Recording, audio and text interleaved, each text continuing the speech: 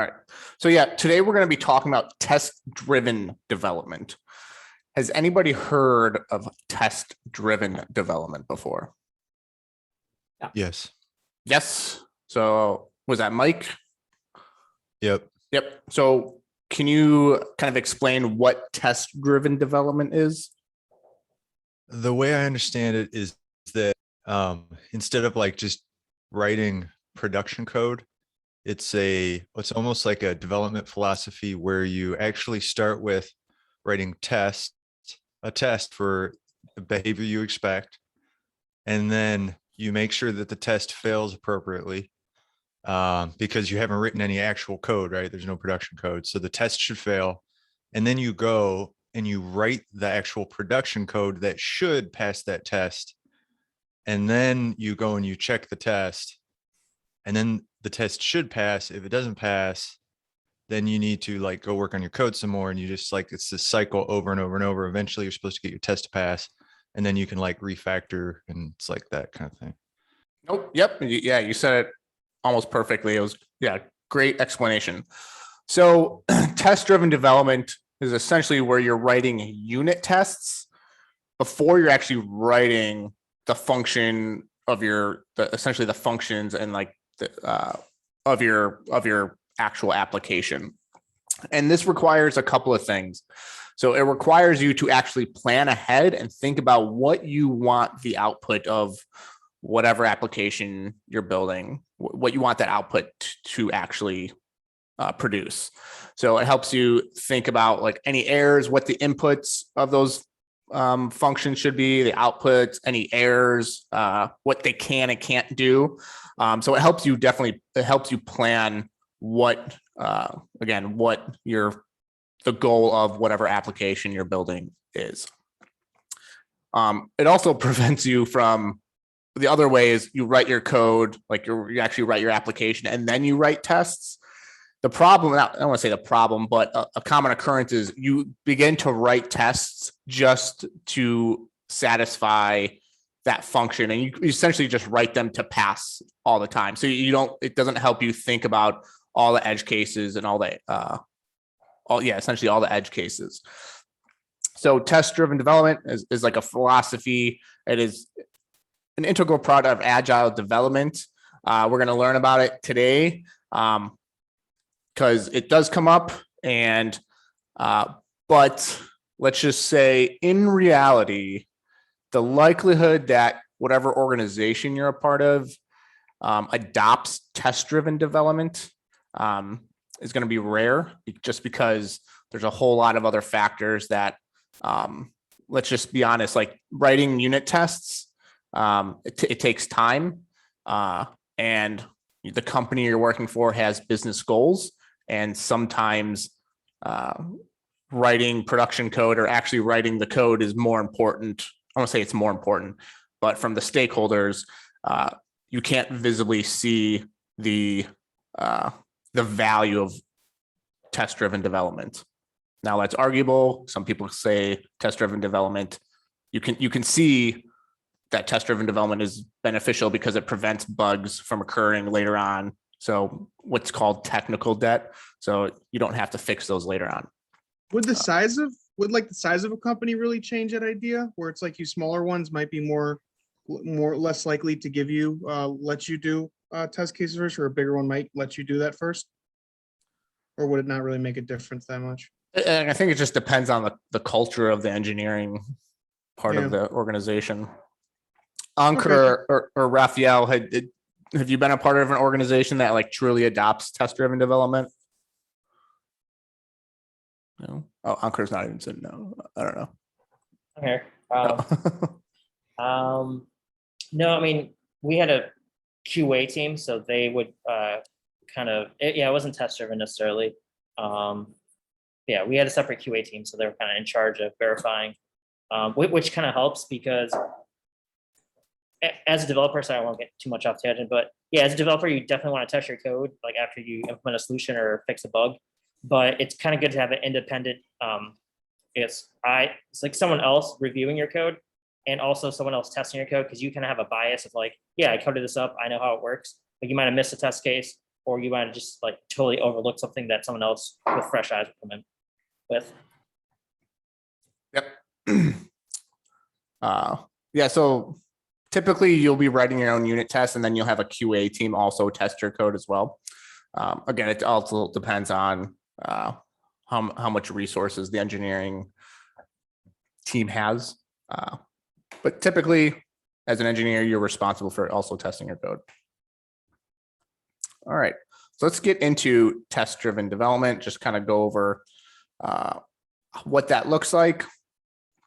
And we'll do it in Python and JavaScript, just because JavaScript, I'd say not the act of writing tests in JavaScript is more difficult, but just getting set up might be a little more complex than Python. All right. So I'm going to list everything out. I created this TDD review, test-driven development review, and I'm going to go ahead and open up this folder into a new VS Code window. So up until this point, you've had that spec file, and those are kind of like, those are like lazy unit tests. They're not, I don't even consider they're like official unit tests. It just kind of makes sure that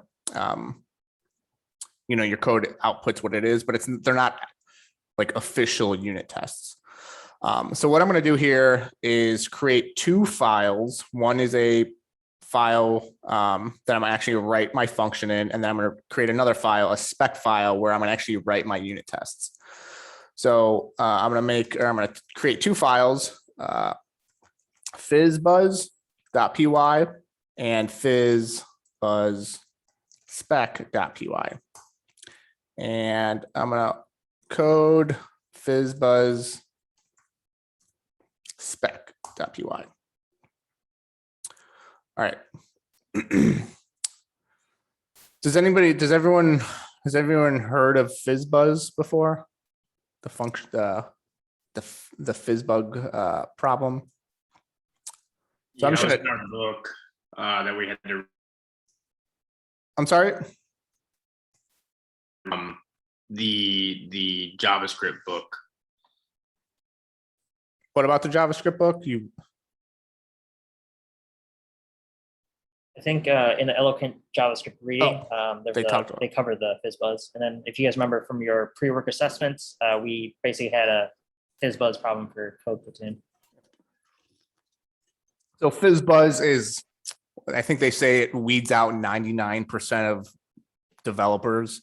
So it's like a common question to see whether or not you actually know how to code.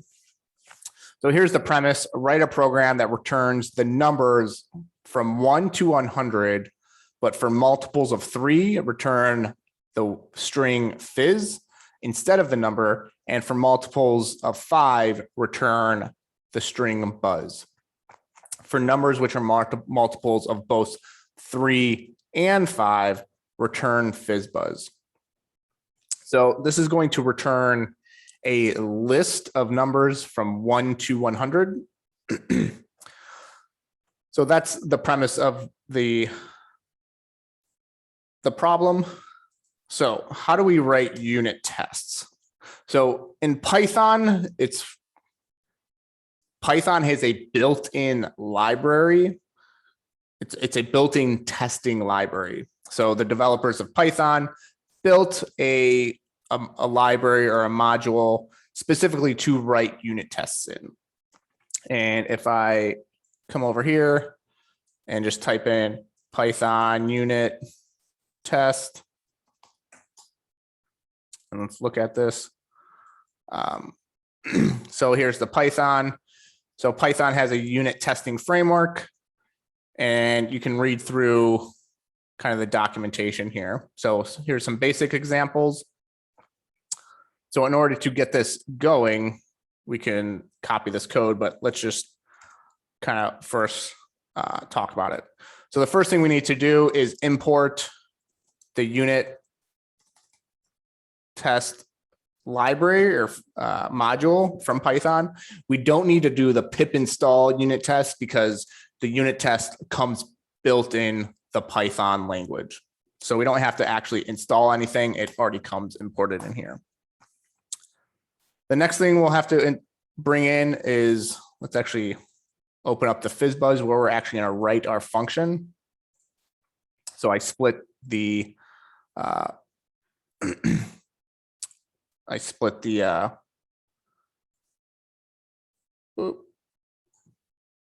split the screen here. So I'm going to create a function called Fizzbuzz. Is it Fizz with a Z? Fizzbuzz. And this function is just pass. It's not going to actually do anything yet, but I need to import this Fizzbuzz function or method into the spec file so I can use it in here. Does anyone know how I can import this Fizzbuzz method into the Fizzbuzz spec file? I think you want to do from Fizzbuzz import Fizzbuzz. Yep. So I'm going to say from the Fizzbuzz file. So this is the name of that file. I'm going to import the Fizzbuzz method. So here from this Fizzbuzz file, I'm going to import this Fizzbuzz method. And I can call this Fizzbuzz method if I wanted to. And if that's the case, I'd import the Fizzbuzz method. You're saying method, is that another term for function or? Yep. Okay. Yep. So method, function. Oh, wait, isn't there another one? A method, Procedure. function, procedure. They're all the same in Python. Method, they're called methods. And JavaScript, they're called functions unless they're built in. They're called built-in methods. So they're all interchangeable.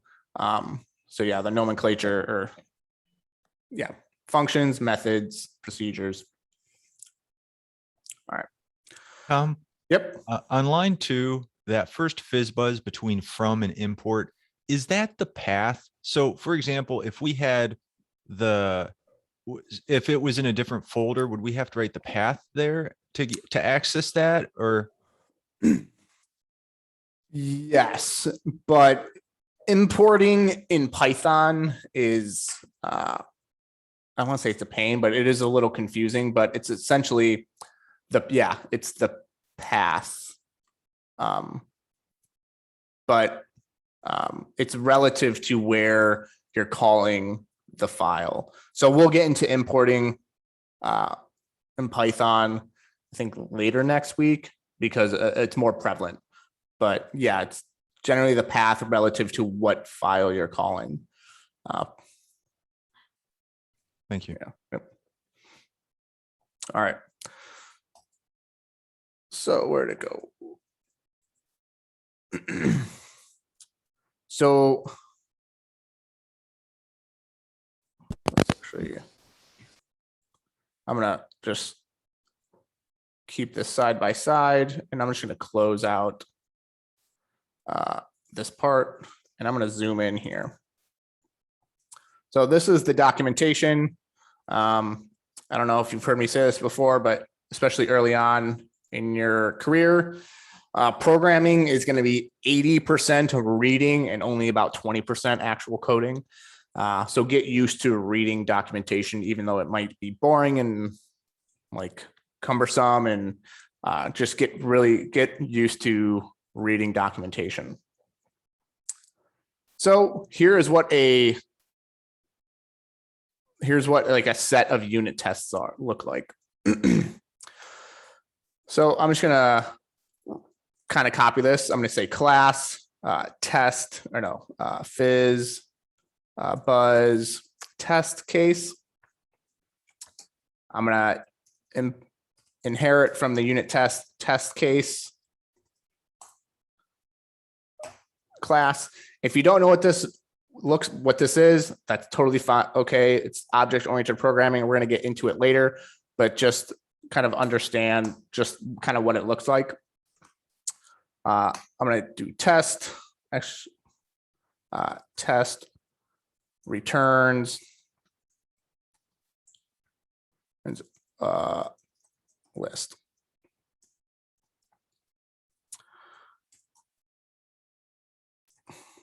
I'm just gonna copy this.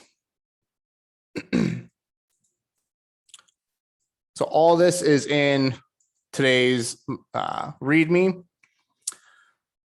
So this triple quotes, this is essentially just like another way to comment in Python. It's literally just for developers to see what this test is for. So this is the test for the fizzbuzz.py file. This def, this is what a unit test looks like. So this test returns a list because we want our output to return a list from the Fizzbuzz. So this Fizzbuzz, we're going to want to return a list. So that's what we're testing here. So again, this is a comment. When you call Fizzbuzz, you should get a list back. And this again is just like a comment for the developer to see what specifically what this test does. Now, the unit test method must begin with the word test for this to actually work. So test returns a list. And the unit test library, this library has a bunch of built-in methods that helps us test what we're trying to get from the function. So here, if you read through all the documentation, you have assert equals. This means like, what do we want for this specific function to equal something? So we just want to test specifically the type of the Fizzbuzz. So when I call the Fizzbuzz function, whatever this returns, that we want to see what the type is actually being returned. So this type of the Fizzbuzz is going to check the data type that is returned from the Fizzbuzz function. And here, this assert equals, we're testing. So whatever this returns, and this is what it should equal. So it should equal a list. So you can kind of see here, if you read through the documentation. And at the very end of your unit tests, you should have this line of code here. It's essentially, long story short, it just tests to see whether or not this file is called. So when this specific Fizzbuzz file is called, like in here, Python Fizzbuzz spec, it just checks to see if this is the actual main file that's being called. And if it is, it's going to output something specific. So if I run this, what just happened?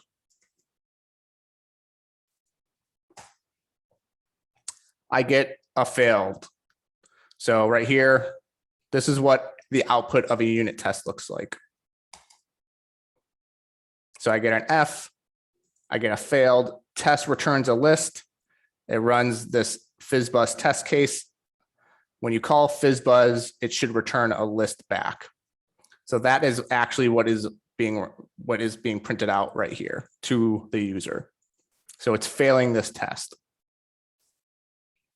So it says ran one test, which was this test returns a list, and it's failed.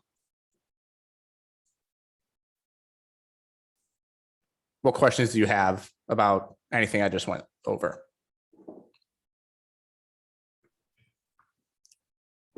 I have a question. Yep, Guillermo. The assert equals is a built-in method that comes with the library that you imported. Yep. Okay, one more question. Yep. All the other tests are going to look the same, like assert equals, and then whatever it is you're testing.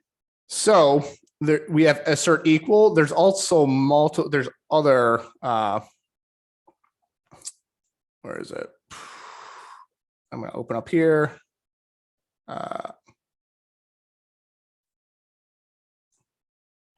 So there's other built-in methods you can use. So where is it?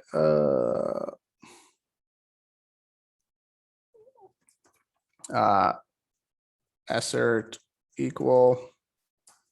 So I'm just going to look through here to see if I see any other ones. So right here.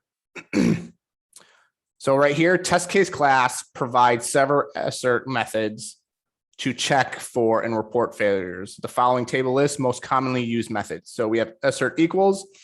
So it literally checks if A equals B within the assert equal. We have assert not equal, assert true, false, assert is. So these are all the different assert methods.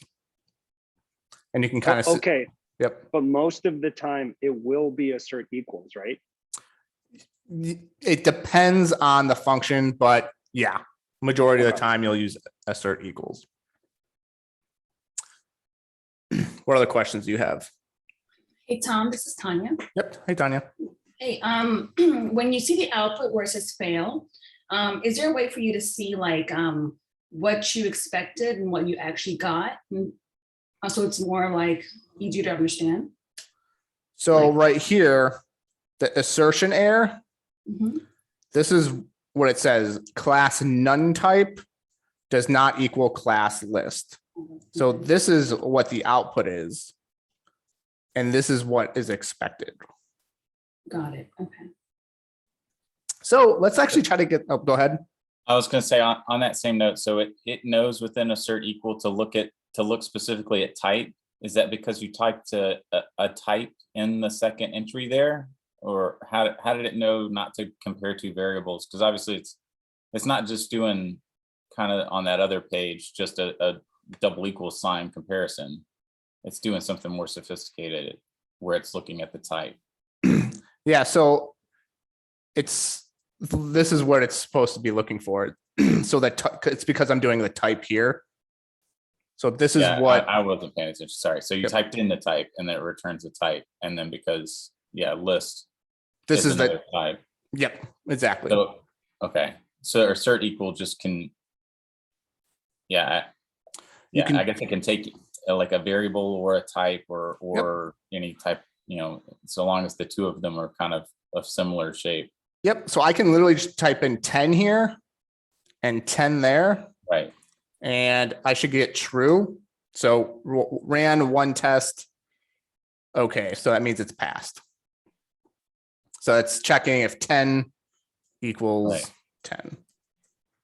But here I'm just checking the type The type. of that is being returned from Fizzbuzz. Okay. Thanks. I can also do pip install, I think green, is it green? All right.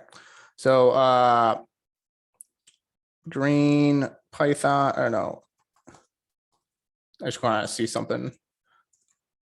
What Fizzbuzz.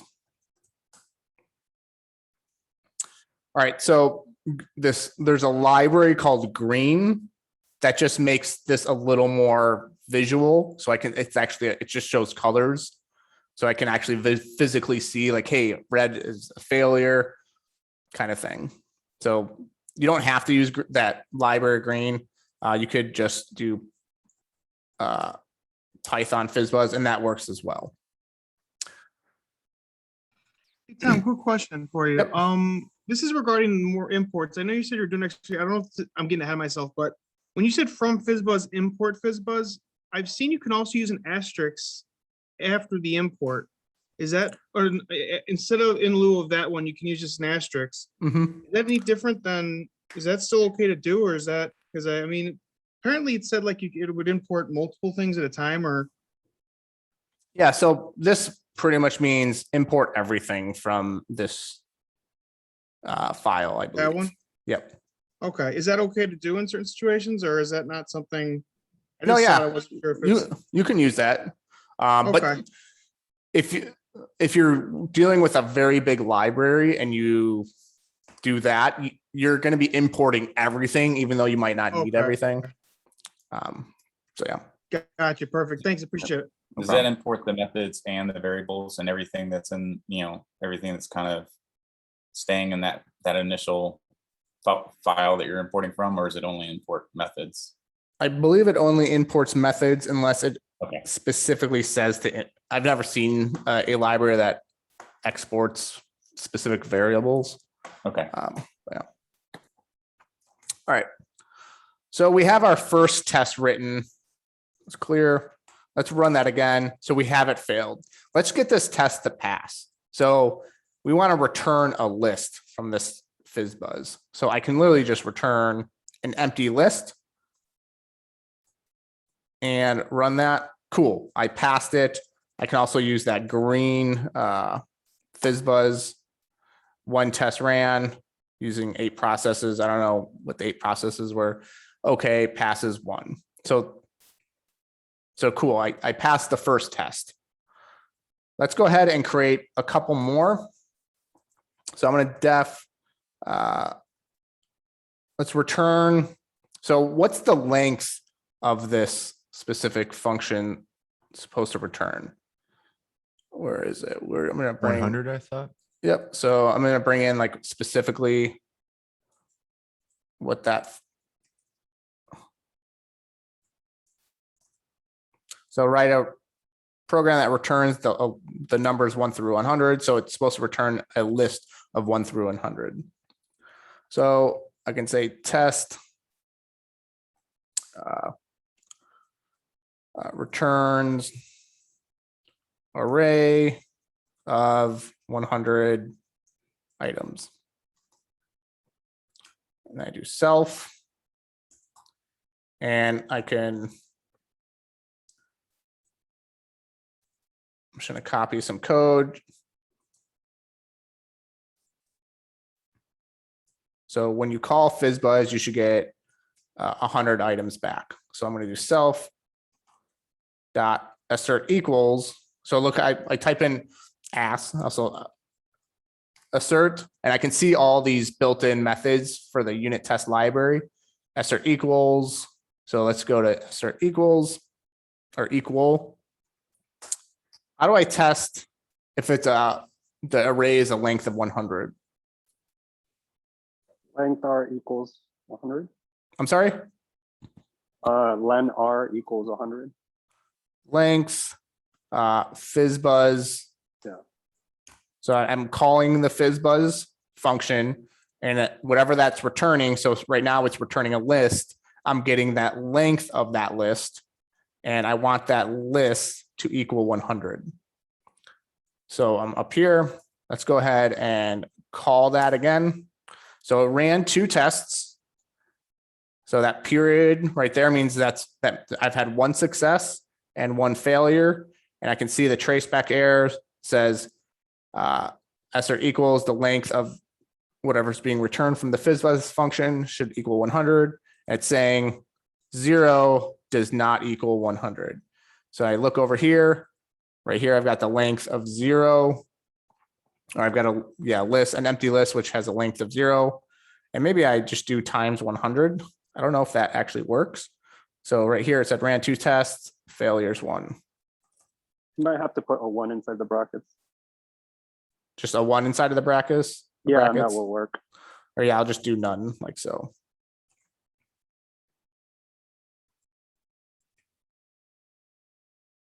Just run that. Cool. So this is one way I can create a list that is 100, has a length of 100. So I've ran 2 tests. I've passed 2 tests. Awesome. But that's clearly not what the output should be from this function. So let's write another test to actually test the output. So def test, again, the function within the test, the method within the unit test class needs to start with the word test for it to work.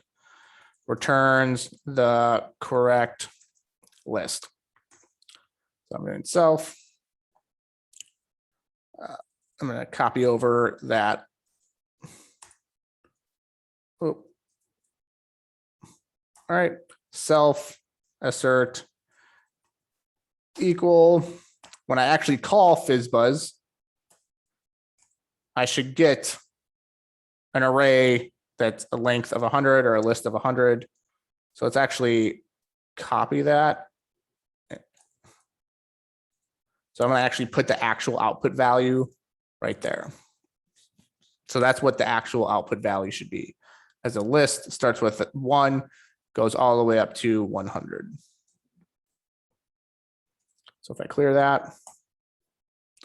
So I ran 3 tests and I've got 1 failure. And here it says that's what it should equal. And notice how it's got a list of nones does not equal a list of whatever the actual output should be. So let's go ahead and actually write this function. So I can start, let's make this a little bit bigger, and let's get rid of that. Susan has a question, and I have Oh, a yep. question as well. Yep, Go ahead, Susan. thank you. Thanks. Mine's probably pretty basic. In the test file, when you're writing the comments about what your test should do, why are you using the triple quotes rather than like commenting it? So I don't know specifically, well, I use the triple quotes because when I actually print this out or when I actually run them, it will actually say down here what is actually failing. So when you call Fizzbuzz, you should get the correct elements back. If I were to actually just comment that out like that, I don't believe I would get that being printed out down here. So notice how that's not being printed out. So the triple quotes is another way you can comment in Python, and I think also in JavaScript. Also, the triple quotes, you can put on multiple lines like that.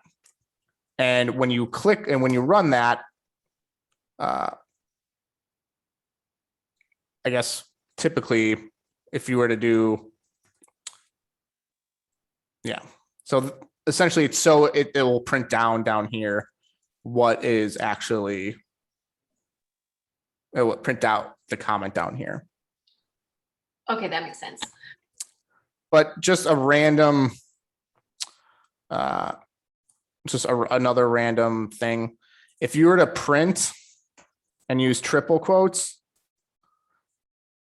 when you print this out, the format of this will remain the same. Here is a comment with indentations and spaces. So if I were to print, if I were to run this file,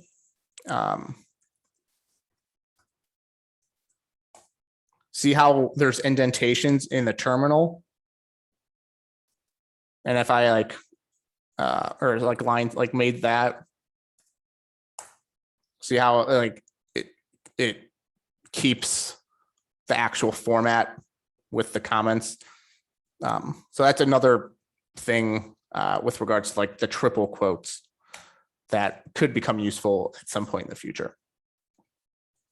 Yep. And Guillermo, did you have a question? Yeah, I did. So you have to create a separate function for every test underneath the class. You can't just say, hypothetically speaking, def test underscore all and write your test all under there. No one would ever do that. Like multiple tests like this? Yes. You can do that, and there's nothing saying you can't do that. It's just if one of those tests fails, it won't specifically tell you what test failed. It'll just say that this test fails. And that's and yeah. And you can do that, but yeah, it's best practice to have test one specific, have one unit test for each different thing you're testing. I saw in the examples that they show, they said they're looking for it to be all caps, and they show one example where they test to make sure it's all caps, and they test to make sure that it's also not any lowercase in there. So it's like 2 tests to confirm the same thing. Yep.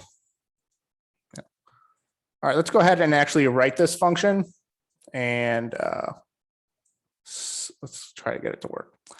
So write a program from 1 to 100. So it's supposed to return a list. So not let, this is JavaScript. I'm going to do answer equals an empty list. And I could say if or for I in range. And we kind of went over the range function. If I want to start at the number 1 and go to 100, what are the arguments I should be passing into the range function? Can you just in pass 101? 101? So if I do 101, Oh, no, then it's going to start at 0. So it's 1 comma 101. yep, 1 comma 101. And the return should be the answer, which is the list.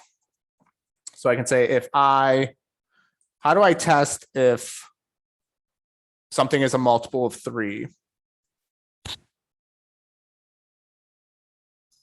You do the modulus of 3 equals 0. I modulus 3 equals 0. All right. So if I modulus 3 equals, I'm going to answer dot append fizz. All right. And then instead of the number and for multiples of 5, I modulus 5 equals 0. I'm going to bring that down. Should be buzz. And for numbers which are multiples of both 3 and 5, I'll do else. Is it elif? It's Ella. Elif I modulus 3 equals 0 and I modulus 5 equals 0. Return or append Fizzbuzz. Else answer dot append I. Does that look right? Let's test it out. I don't think that'll work because it won't get into it won't get into that third elif statement.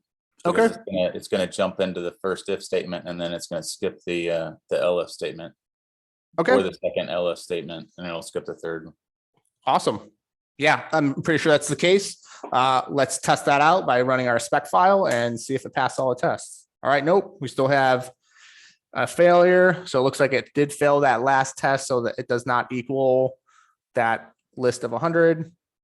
So Fizzbuzz, 11, 12, 13, 15. Let's see what happened. Does not equal. So like right here is, all right. And also it looks like Fizzbuzz does not equal. So yeah, it looks like I don't see any Fizzbuzzes on here. So let's move that up. Because your B and Fizzbuzz is capital. Yep. So if elif, and you said the B is capital when it should be lowercase, like so. So let's clear that. Run that. Great. Can also do the green library. And ran 3 tests. Okay. So passes the 3 tests. Awesome. So it looks like I passed all my unit tests using test-driven development. So I wrote all the tests first, and then I went and actually wrote the actual function. So the question, or I'll just end it there. Let's do that. Just a quick reminder, the class should be called similar to what you're actually testing. So this one's the Fizzbuzz test case. You need to type in this unit test.test case. We're going to cover what all this means later on, I think next week and the week after. All your unit test cases need to begin with the word test. Keep that in mind. And don't forget this, if dunder name equally, don't forget this line as well. Most people will forget that. Hey, Tom, how do you import the green library again? You'll run pip install or pip3 install green, or you can just do pip install green. I've already installed it. Pip list. So these are all my, so I've got a bunch of globally installed libraries. So yeah. All right. Questions. What other questions do you have? When Do we you- need to do anything for a green to kind of work with a unit test? I just tried it myself and didn't do anything. It doesn't do anything? I did not. I could maybe need to restart. I was just curious. You You gotta said you didn't install. do anything. It just worked. I had to pip install it. Pip install green. Okay, I probably just need to restart something. Actually, I had the same issue. I did the pip install green. I ran the test and I didn't get green. Maybe I just have to like, maybe I just restart VS Code or something. maybe let me just see pip install green. Maybe it's not called green. Yeah, it should be called green. Yeah, I just did it and it works for me. Okay. Yeah. And are you guys typing green and then the spec file when you run it? Right. No, do you have to? Yeah. Yep. So you have to write type green, and then followed by the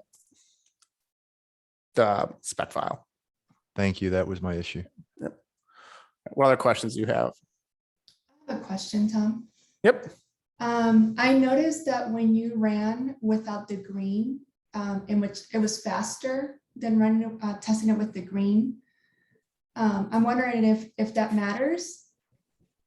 No, it really doesn't matter. And the reason why is because it's got to run through the green library first. So that's why it takes a little bit longer. But yeah, it really doesn't matter as far as how long it takes to test. Okay, thank you. And either or is fine. Just green, it provides some colors, makes it a little more visually stimulating. All right. What other questions do you have? For this, oh, oh, sorry. I'm sorry, go ahead. Okay, might be pretty basic, but why is the class name camel case instead of snake? I think that's just the way that the unit test framework. So specifically, when you're writing classes, it uses camel case in Python. That's pretty much why. Okay, It's just best practice to use camel case when writing class names. okay. What other questions do you have? Actually, I guess that kind of segues into one that I've had. As far as those conventions go, is there a particular place you would look for them, or is it just something you picked up? I'm pretty sure that that's just something I learned by learning Python. But I'm sure there's like a Python convention. It's called PPA. I linked it in chat. What is it? Oh, you linked it in the chat? Oh, thank you. And Yeah. so on credit. Awesome. Yep. Cool. All right. With that, I'm going to stop.